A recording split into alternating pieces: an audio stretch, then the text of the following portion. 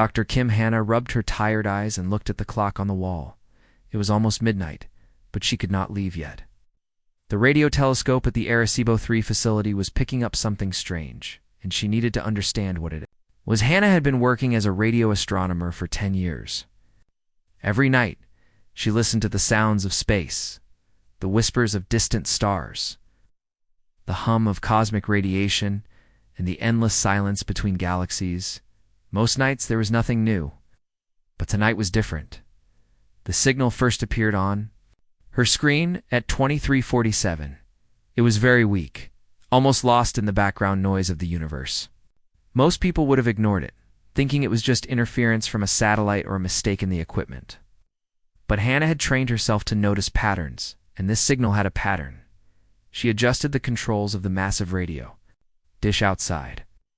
The facility was quiet except for the soft humming of computers and the distant sound of wind against the building. Hannah lived for moments like this when the universe might be trying to tell her something important. The pattern on her screen showed a series of numbers that repeated every few minutes. They were not random. Someone or something was sending this signal on purpose. Hannah felt her heart beat faster as she realized what this might mean. She picked up her phone and called Dr. Park Ji-ho, her closest colleague and friend. Ji-ho was probably asleep, but this could not wait until morning. Hannah, do you know what time it is? Ji-ho's sleepy voice came through the phone. You need to come here right now, Hannah said. I found something. Something big. What kind of something? Just come, please. I cannot explain this over the phone. Ji-ho arrived 30 minutes later, still wearing his pajamas under a heavy coat. He found Hannah staring at her computer screen, her coffee cup cold and forgotten beside her keyboard. Look at this, Hannah said, pointing to the patterns on her screen. This signal is coming from the direction of Vega. It repeats every 72 hours, but each time it gets a little weaker. Ji-ho sat down next to her and studied the data. He was quiet for a long time, analyzing the numbers and patterns. Finally, he looked up at Hannah with wide eyes. This is not natural, he said slowly. This is artificial. Someone is broadcasting this signal. That is what I thought too, Hannah said. But look at the frequency and the power level. Whoever is sending this is using very old technology, much older than what we have now. They spent the next 3 hours analyzing the signal. The more they studied it, the more convinced they became that it was not from Earth. The signal contained mathematical sequences that any intelligent species would understand: prime numbers, basic physics, constants, and geometric patterns. But there was something else in the signal that made Hannah feel sad. There was an urgency to it, a desperation. The signal seemed to be asking for help. I think this is a distress call, Hannah told Ji-ho as the sun began to rise outside. Someone out there is in trouble, and they are asking for help. But who? And why is the signal getting weaker? Hannah looked at the data again. Maybe their power is running out. Maybe their planet is dying, and this is their last chance to contact someone. The idea made both scientists feel the weight of responsibility.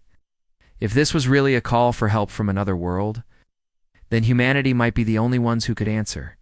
Over the next few days, Hannah barely left the facility. She recorded every transmission, analyzed every pattern, and tried to decode the message hidden in the mathematics. The signal definitely came from the Vega star system, about 25 light-years away from Earth. Other scientists at the facility began to notice Hannah's obsession with the weak signal. Some of them thought she was wasting her time chasing shadows in the data. But Hannah knew this was real. She could feel it. You have been here for 4 days straight, Ji-ho said, bringing her a sandwich. You need to eat something and get some sleep. I cannot stop now, Hannah replied. Each time the signal repeats, it gets weaker. What if this is the last transmission? What if they give up hope? What if it is just a pulsar or some other natural phenomenon? Hannah shook her head. This is too organized, too purposeful. Someone built a radio transmitter, pointed it toward Earth, and started broadcasting. They are using mathematics as a universal language because they know any intelligent species would understand it. As the days passed, more data came in. The signal contained not just mathematics, but also what appeared to be star charts and possibly biological information. It was becoming clear that whoever was sending this message wanted to tell Earth about themselves and their location. Hannah realized that humanity was facing its first real contact with alien intelligence. But it was not the dramatic arrival of advanced spaceships that science fiction movies had imagined. Instead, it was a weak, desperate whisper from a civilization that seemed to be much less advanced than humanity. The signal was fading. Time was running out.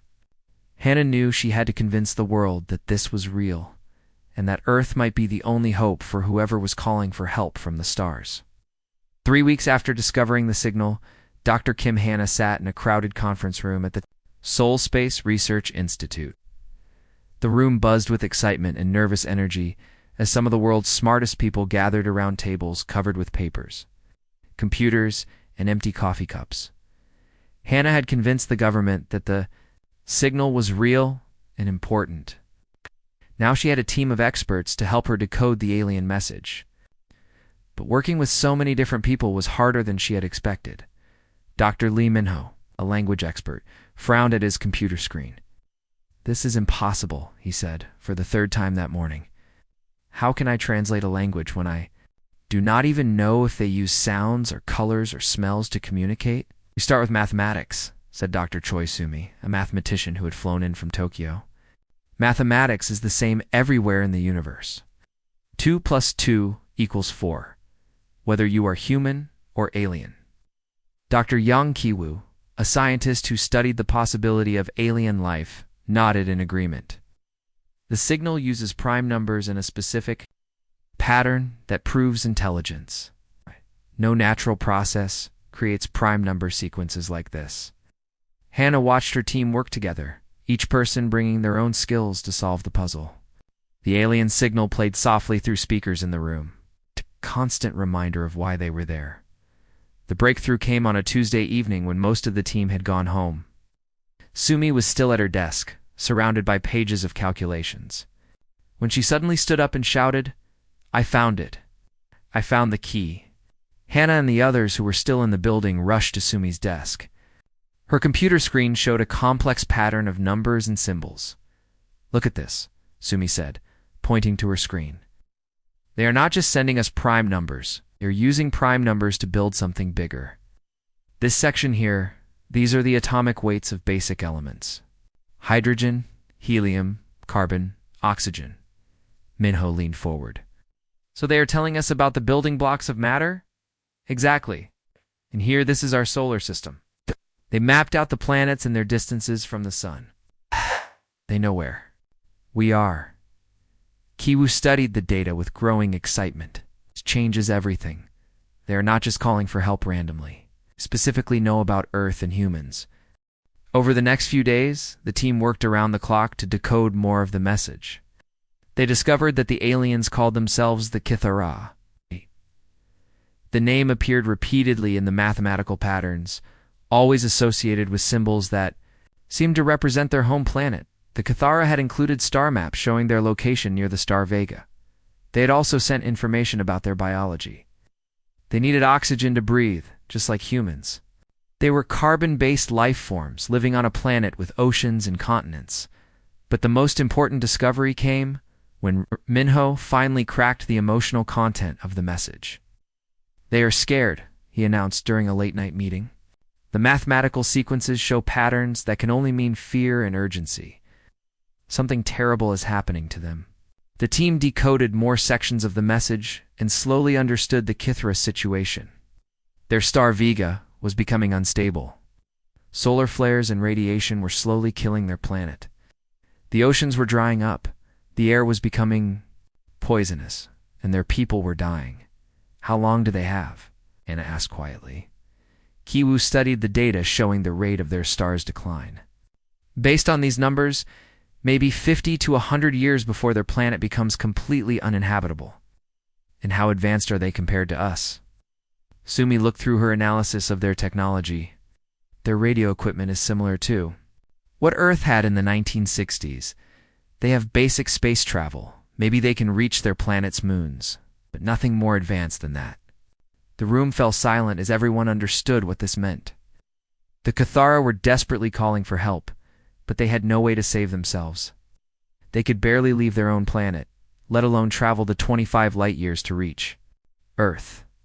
They have been broadcasting this message for months, Hannah realized. Each transmission gets weaker because their equipment is failing. They are putting all their remaining power into this one last hope. What hope? Minho asked. That someone out there is advanced enough to help them and kind enough to care. The team continued working, decoding more details about Cathara society. They learned that approximately 2 billion Cathara lived on their dying world. They had art, music, families, and dreams, just like humans. They had built a civilization over thousands of years, and now they were watching it slowly die. The decoded message also contained detailed information about Cathara biology and culture. They wanted Earth to know exactly who they were before their civilization disappeared forever. It was like a final letter from a dying friend. As the weeks passed, the signal continued to weaken. The team raced against time to decode every piece of information before the transmission stopped forever. They knew that once the Cathara's equipment failed, there would be no more contact. Hannah looked at her tired team and realized they had accomplished something amazing. They had successfully communicated with an alien civilization for the first time in human history. But instead of celebration, she felt a heavy responsibility. The Cathara had trusted humanity with their final message. Now Earth had to decide what to do with that trust. The decoded message from the Cathara reached the highest levels of government. Within 2 weeks, Dr. Kim Hannah found herself sitting in the United Nations building in New York, facing a room full of world leaders who were still trying to understand what she had discovered. Director General Nam Haiwan looked tired as she reviewed the translated alien message for the 3rd time. The emergency session had been going on for 6 hours, and the debate was getting more heated with each passing minute. "Let me make sure I understand this correctly," said the representative from Brazil. "These aliens are asking us to save their entire civilization? 2 billion beings?" "That is correct," Hannah answered. "Their planet is dying, and they cannot save themselves with their current technology." The Russian delegate shook his head. This could be a trap. "Are really peaceful? Maybe this is how they test other civilizations before attacking them." Admiral Joe Dongman, commander of the UN Space Fleet, stood up to address the room. He was a tall man with gray hair and kind eyes that had seen many difficult decisions. "Respect, I disagree," the admiral said. "We have analyzed their technology level extensively. The Cathara are approximately 400 years behind our current capabilities. They have basic radio equipment and simple spacecraft that can barely reach their own moons. They pose no military threat to Earth." "But what if this is not about military threat?" asked the Japanese representative. "What if saving them causes other problems? What if other alien civilizations see this as interference?" Dr. Hannah felt frustrated listening to the endless debates. While politicians argued about hypothetical problems, the Cathara signal was getting weaker every day. She stood up and asked, "Permission to speak." "Director General, may I remind everyone that we are talking about 2 billion lives, and these are not numbers on a paper. These are families, children, artists, scientists, beings who dream and hope and love just like us." Room grew quiet as Hannah continued. 6 months ago, the Cathara made a choice. They could have spent their remaining power on anything, entertainment, comfort, or just accepting their fate. Instead, they chose to reach out to the universe and ask for help. They believed that somewhere among the stars, there might be someone who would care enough to answer. "And now we know that we are that someone," she said, looking around the room. "We have faster-than-light travel. We have terraforming technology that can make dead planets habitable again.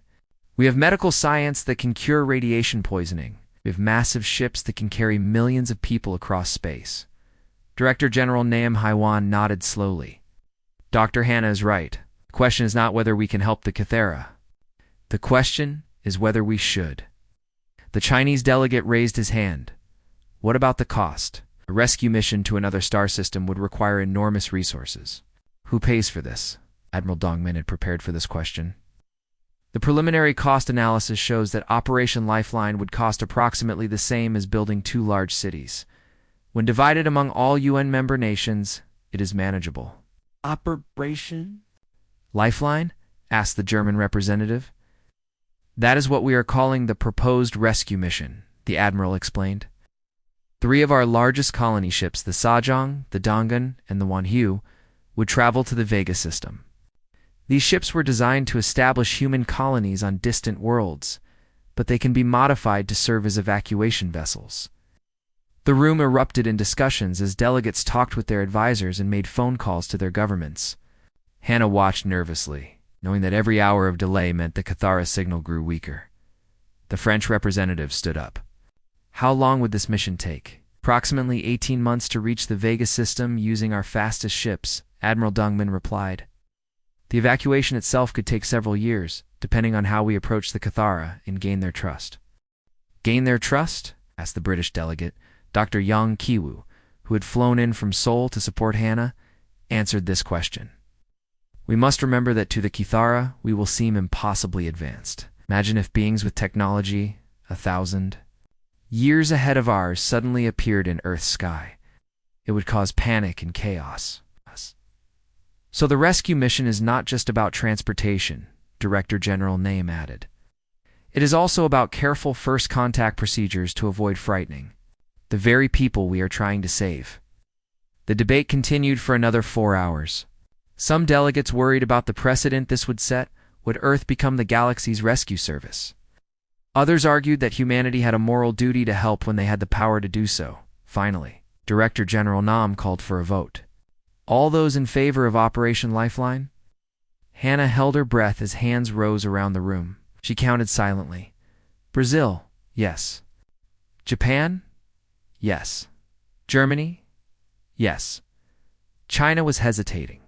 Russia was discussing quietly with their advisors.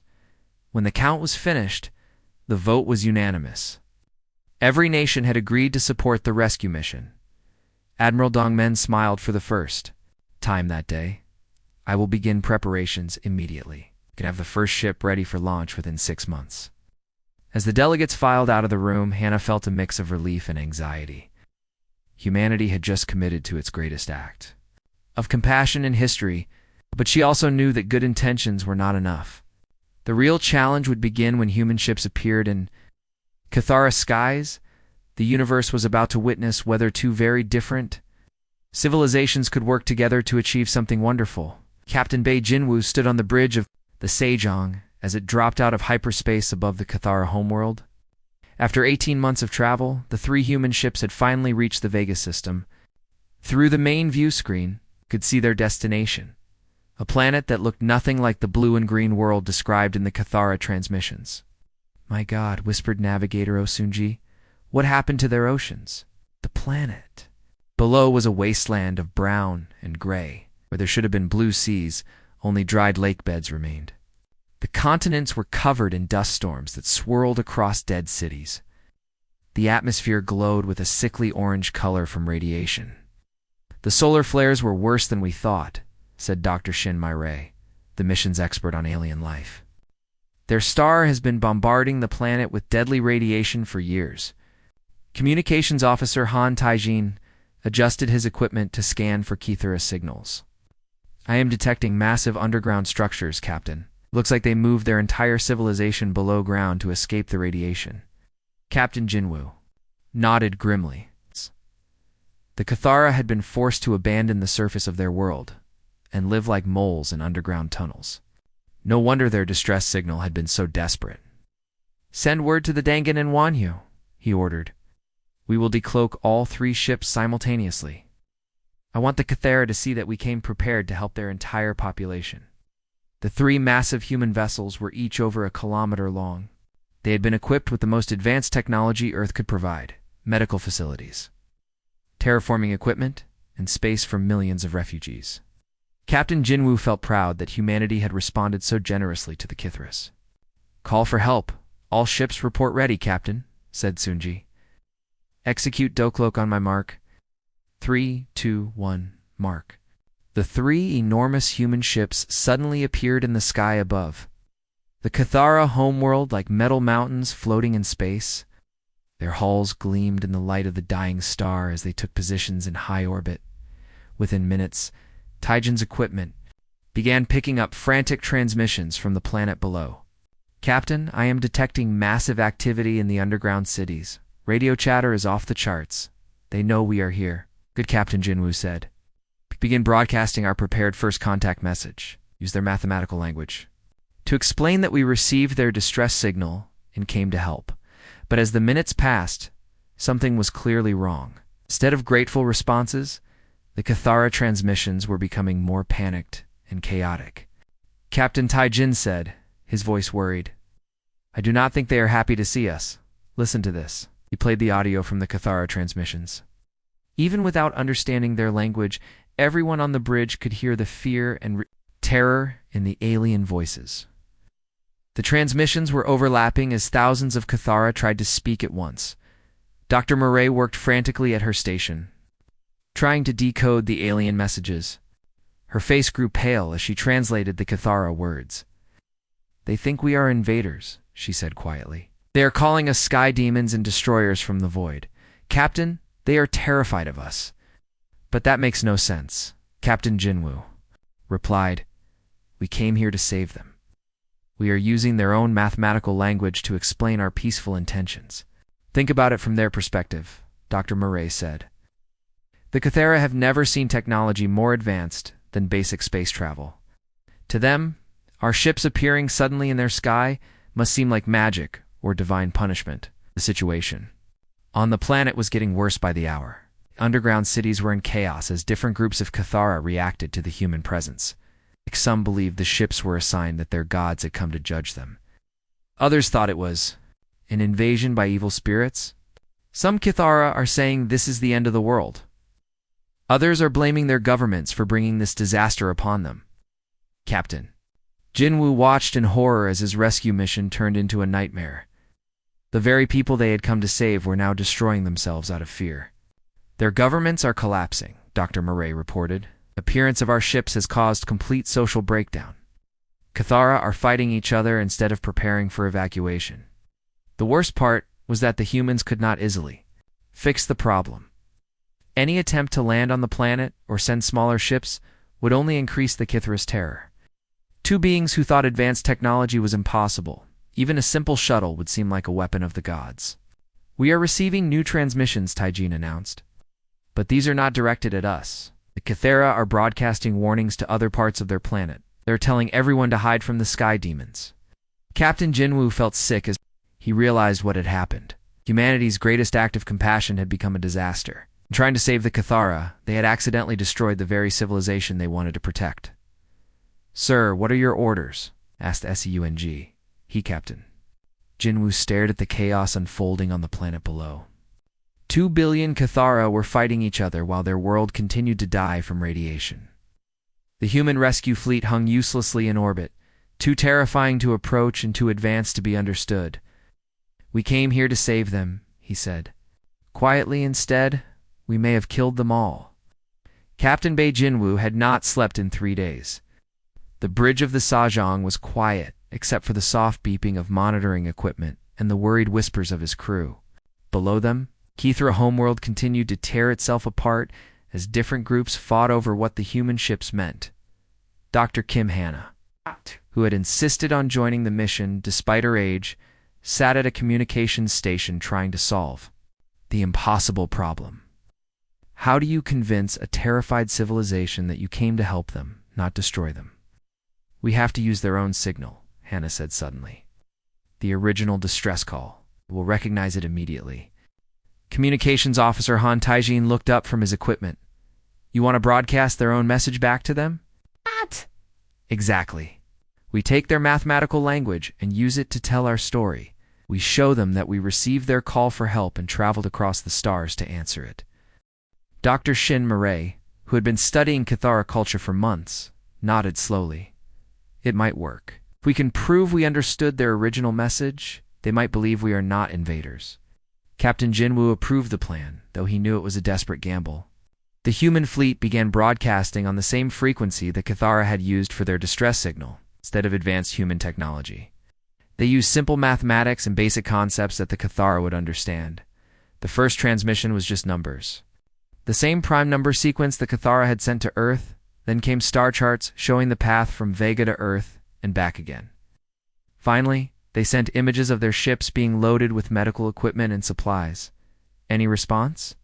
Captain Jinwoo asked after several hours. Taijin shook his head. The chaos on the planet is getting worse.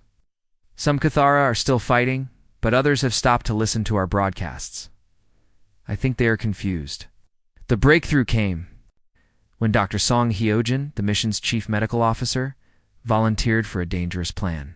She would take a small medical shuttle to the planet's surface and treat radiation-sick Cathara in full view of their monitoring equipment.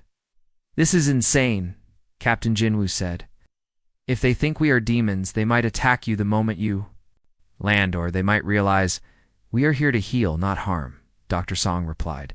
Someone has to take the first step. Dr. Song's shuttle landed near one of the underground cities during the planet's night cycle. She set up a small medical station outside the city's main entrance and began broadcasting simple messages in the Cathara language.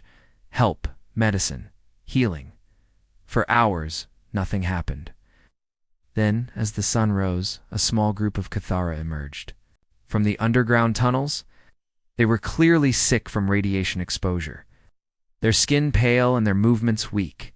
Dr. Song worked slowly and carefully, using basic medical equipment to treat their radiation poisoning. She spoke softly, in their mathematical language, explaining each step of the treatment. Most importantly, she kept her distance and let them approach her instead of forcing contact. The first Cathara she treated was an elderly female who had been too sick to flee when the others panicked. Dr. Song's medicine worked quickly, and within hours the Cathara's color returned and her strength improved. Captain Taijin reported excitedly from the Sejong. The underground cities are buzzing with activity. They are talking about the healing sky being who made their elder well again. Word spread quickly through the Cathara underground network. More sick individuals began approaching Dr. Song's medical station. Each successful treatment convinced more Cathara that the humans were not invaders, but helpers. The process was painfully slow. Every action had to be explained in mathematical terms. Every piece of human technology had to be demonstrated carefully to avoid causing new panic. Dr. Song worked for weeks, treating hundreds of Cathara while building trust one patient at a time.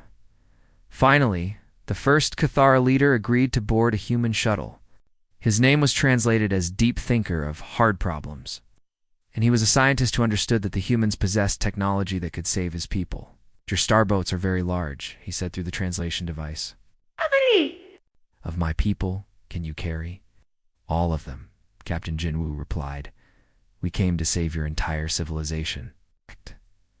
Deep Thinker of Hard Problems was quiet for a long time. You traveled between stars to help people you have never met? Yes, your people. Called for help, and we answered. The evacuation took 4 years. Each transport required careful preparation as the Cathara slowly learned to trust human technology.